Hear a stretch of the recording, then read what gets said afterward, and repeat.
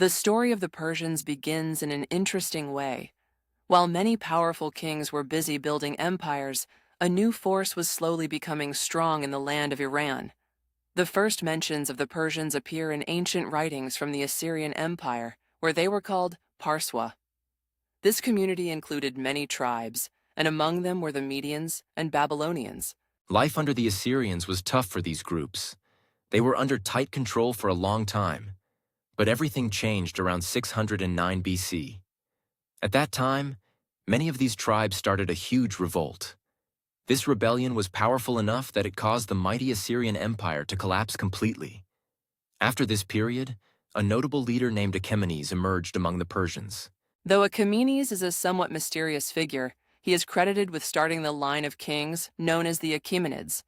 This lineage would later go on to control one of the ancient world's most famous empires.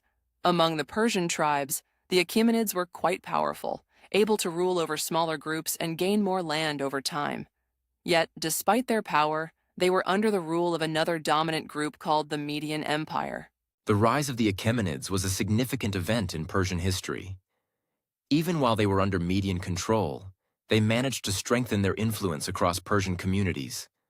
This process of gaining strength was not just about conquering land. It also involved uniting the various tribes under their banner. This helped them set the stage for future expansion and growth when the time was right. Cyrus II, who would later be known as Cyrus the Great, faced a difficult start to his rise to power around 559 BC. His path wasn't easy or straightforward, and there were a lot of obstacles he had to overcome. At the time, Persia was under the rule of the Median Empire, and his ascent involved complex dynamics. His story is marked by struggle and determination, making it one of the most captivating tales of ancient times. A striking account of Cyrus's early life comes from the Greek historian Herodotus. He narrates a fascinating story about Cyrus's grandfather, Astyages, who ruled the Medians.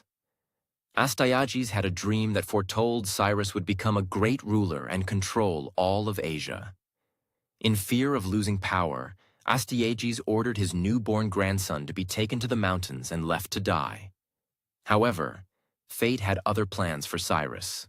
Fortunately, the butler assigned to carry out this cruel task couldn't bring himself to harm the infant.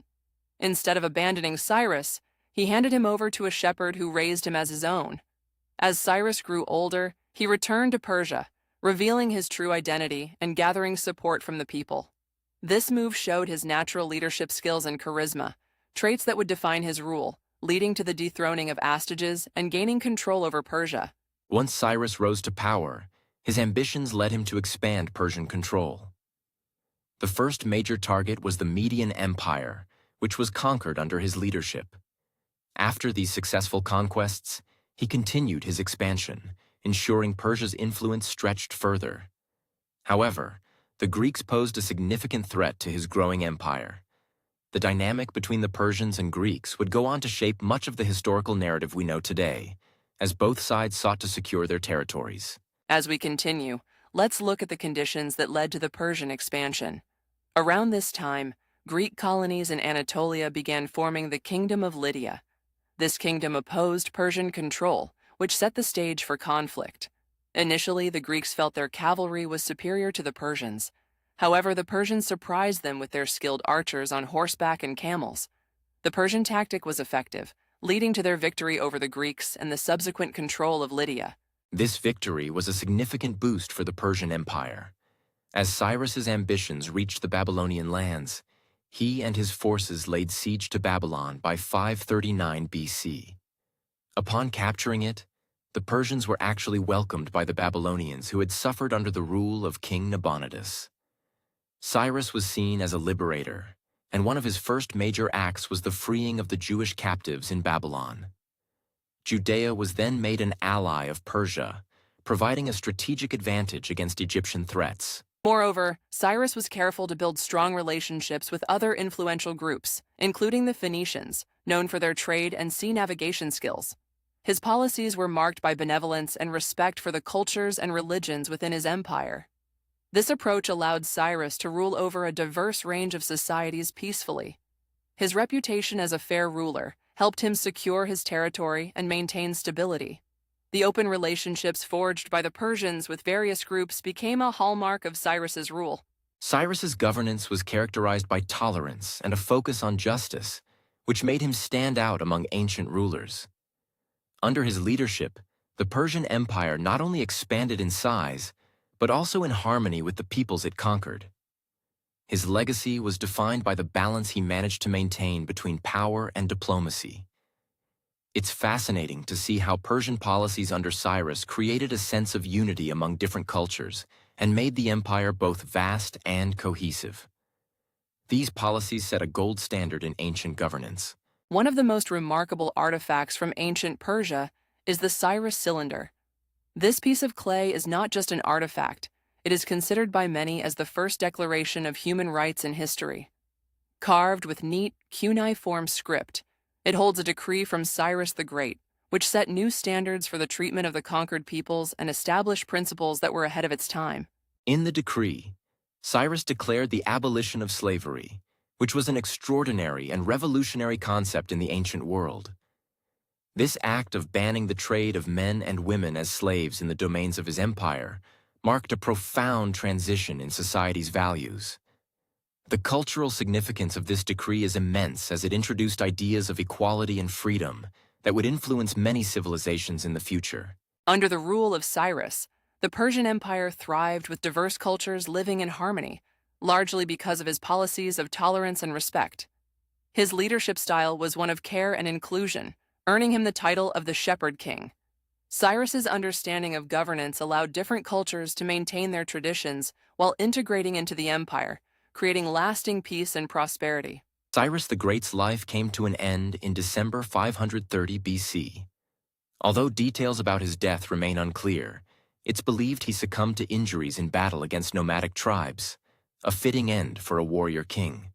Despite his grand achievements, his burial was modest, reflecting his noble simplicity. A small tomb at Pasargadae stands as his final resting place. The Persian military was a marvel of its time, renowned for its strength and a culture that deeply valued bravery. From a young age, Persian children were taught the arts of writing, archery, and truth-telling, which crafted them into warriors of fame and integrity. This focus on strength and honesty created a society where boldness was celebrated and seen as a cornerstone of their identity. Among the notable features of their military were the Nisaean horses, highly prized for their size, speed, and strength on the battlefield. These horses, coupled with the skills of Persian archers, gave them an unmatched edge in battles. They also ingeniously used camels in warfare because their presence could unsettle the enemy's horses, showcasing the strategic savvy of the Persian forces. The Persian army was a tapestry of diversity, comprising various ethnicities such as the Greeks, Egyptians, Medians, and Phoenicians. This blend of cultures within the military ranks not only showcased Persia's vast reach, but also how it adapted different strengths from its territories. Each group brought its unique skills and knowledge, helping to forge a versatile and formidable force on the battlefield. Central to the Persian army's strength were the Immortals, an elite force of 10,000 men. Their name came from the idea that they never seemed to diminish in number. If an immortal fell, another immediately took his place, maintaining their strength. Clad in colorful clothing and armed with spears and bows, these warriors fought with unyielding discipline, embodying the might and resilience of the Persian Empire. After Cyrus's reign, the Persian Empire established an effective governance system with multiple capitals, a clever way to manage vast lands. Persepolis was one of the most luxurious and impressive cities and displayed the wealth and cultural diversity of the empire. It became the center of administration under Darius I, and its grandeur showcased the advanced statecraft of the Persians. This city reflected the empire's power and its ceremony, standing as a testament to their organizational skills. What's remarkable is that the magnificent structures of Persepolis were built by free laborers, both men and women, who were paid based on their contributions. This approach was quite different from other empires where forced labor was common. The construction of Persepolis not only represented the empire's wealth, but also demonstrated a progressive approach to labor, emphasizing respect for workers and adding to the legacy of fairness attributed to Persian rulers. Alongside their governance strategies, the Persians embraced Zoroastrianism, a religion founded by the prophet Zarathustra. Zoroastrianism, known as the first monotheistic faith, played a vital role in shaping Persian beliefs and governance. Its teachings about good versus evil and the importance of truth influenced the ethical landscape of the empire.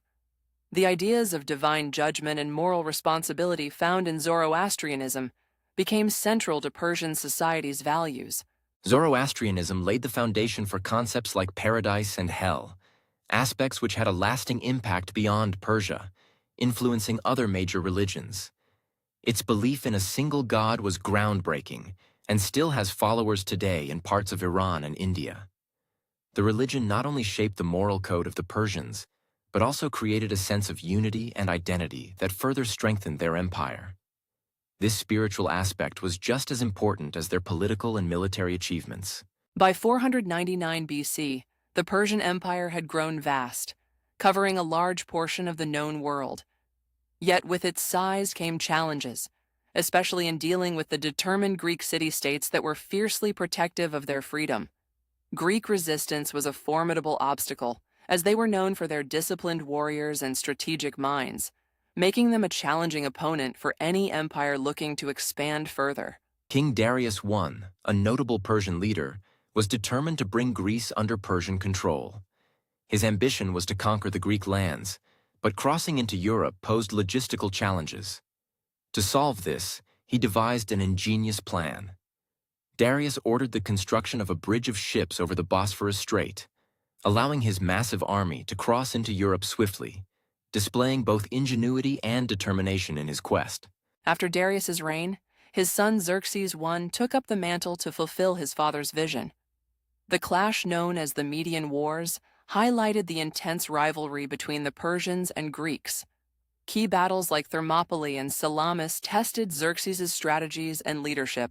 While the Spartans and their allies were stubborn in their defense, Xerxes aimed to achieve victories through his vast resources and sheer force of numbers, continuing the Persian legacy of expansion. In one of the most dramatic events, Xerxes managed to sack Athens, a powerful symbol of Greek culture and resistance. However, his anger led to the city's devastation, breaching the Persian custom of preserving conquered cities. This act of destruction was soon followed by regret. Xerxes ordered the rebuilding of Athens, adhering once again to the Persian tradition of compassion, demonstrating a return to the ancient practice of respecting and rebuilding the lands they had won. If you've enjoyed this exploration of the Persian Empire, make sure to like our podcast and subscribe. Your engagement helps us continue to bring these fascinating stories of ancient empires to life. We appreciate your support and look forward to sharing more intriguing tales from history in future episodes.